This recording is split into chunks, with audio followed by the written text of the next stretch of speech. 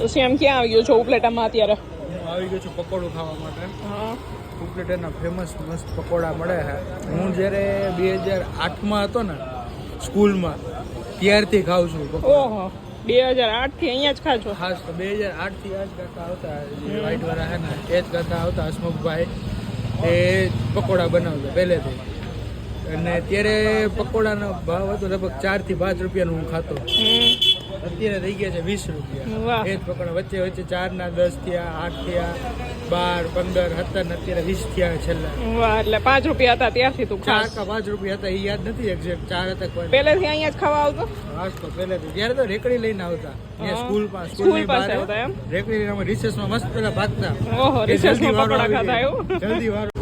તો ઉપલેટામાં હશે ને તો ખબર જ હશે કે આ ક્યાં આવેલી છે શોપ. બસ સ્ટેન્ડની ઉત્તમ પાછળ. ફાસ્ટ ફૂડ એટલે બસ સ્ટેન્ડ ની પાછળ. આ બસ સ્ટેન્ડ છે અને બસ સ્ટેન્ડ નો પાછળનો ભાગ છે.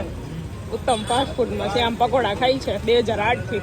શ્યામને તો બહુ ભાવે છે. તો ઉપલેટાવાળા શ્યામના ફ્રેન્ડ્સ કમેન્ટ કરી દેજો તમે લોકો પણ અહીંયા આવો છો કે નથી આવતા પકોડા ખાવા, બરાબર ને શ્યામ? આવતા જોઈએ મારા ફ્રેન્ડ. આવતા જોઈએ તમારા ફ્રેન્ડ. ઓકે, ઉપલેટાવાળા ફોલો ના છે ને કરી અમારી ચેનલને તો ફોલો કરી લેજો.